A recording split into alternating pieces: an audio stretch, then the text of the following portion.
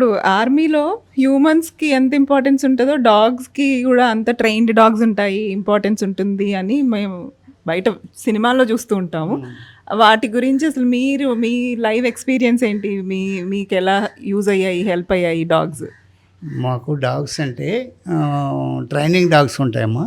ఈ training dogs maximum మాకు Indian ఆర్మీలో డాగ్ యూనిట్స్ ఎన్ఎస్జీలో ఉంటుంది. మాకు ఎన్ఎస్జీ యూనిట్స్ యాక్చువల్ యూనిట్లో కొన్ని డిపార్ట్మెంట్స్ ఉంటాయి. డిపార్ట్మెంట్ నెంబర్ 1 ఏంటంటే బాంబ్ డిస్పోజల్ డిపార్ట్మెంట్ ఒకటి ఉంటుంది. రెండోది ఎస్పీజీ స్పెషల్ ప్రొటెక్షన్ ఫోర్స్. మూడోది డాగ్ యూనిట్.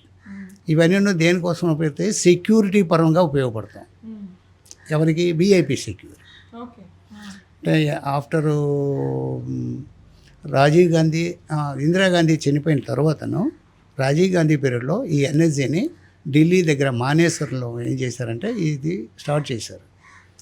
దాంట్లో ఈ యూనిట్స్ అన్నీ ప్రతి ఒక్కటిను ఇప్పుడు బ్లాక్ డ్రెస్ వేసుకొని వస్తుంటారు కదా, వాళ్ళందరూ విఐపి ప్రొటెక్షన్ అందరూ.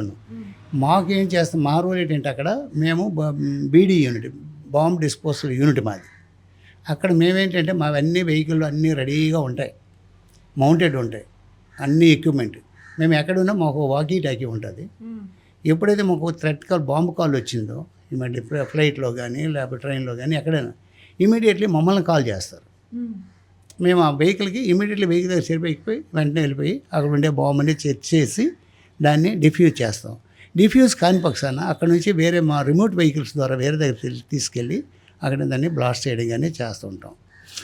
దీనికి మాకు ట్రైనింగ్ వాళ్ళు ఇచ్చారు, మా సీనియర్స్, మేము వాళ్ళకి ఇచ్చాం. అక్కడికి వచ్చిన తర్వాత మా యూనిట్లో, ఎనర్జీ యూనిట్లో పోలీస్ డిపార్ట్మెంట్ వస్తుంది, తర్వాత ఆఫీసర్స్ వస్తారు, నెక్స్ట్ ఫారెస్ట్ ఆఫీసర్స్ వస్తారు. అందరికీ మేము ట్రైనింగ్ ఇస్తాం. అంటే వాళ్ళకి 2 వీక్ 3 వీక్ వరకే ఈ బాంబు బట్టే ఇస్తాం. వాళ్ళు వెళ్ళిపోతారు. తర్వాత పోలీస్ డిపార్ట్మెంట్ మ్యాక్సిమం 2 మంత్ ఉంటారు, మా దగ్గర ట్రైనింగ్కి వస్తారు. దాంట్లో ఈ బాంబుల గురించి. తర్వాత ఈ డాగ్ అనేది కొన్నిసార్లు మనం ట్రైన్ డాగ్ అయితే మనం చర్చికి తీసుకెళ్తాం. మనం ఎప్పుడైతే ఇండిపెండెంట్గా ఉండి ఒక యూనిట్గా ఇండిపెండెంట్గా వెళ్ళిపోయామనుకో అక్కడ ట్రైనింగ్ డాగ్ మన దగ్గర ఉండవు, లోకల్ డాగులు ఉంటాయి.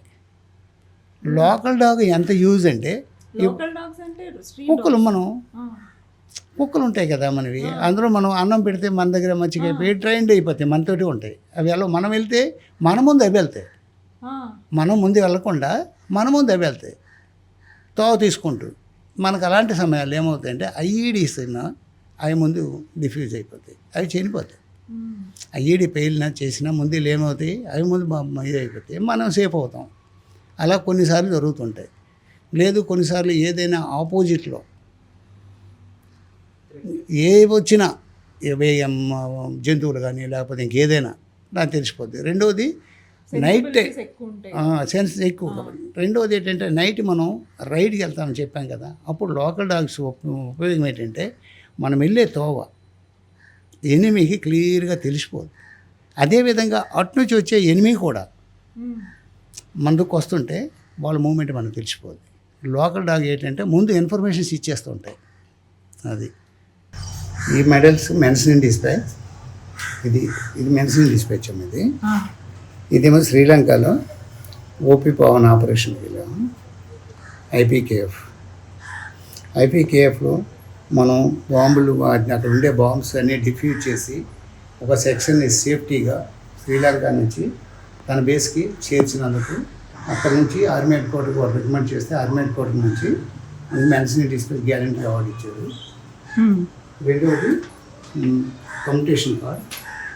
Communication card road works Arunachal ప్రదేశ్లో 30 కిలోమీటర్ రోడ్ కటింగ్ చేసి దాంట్లో మంచి వర్క్ చేసినందుకు కారణంగా ఇది ఇచ్చారు.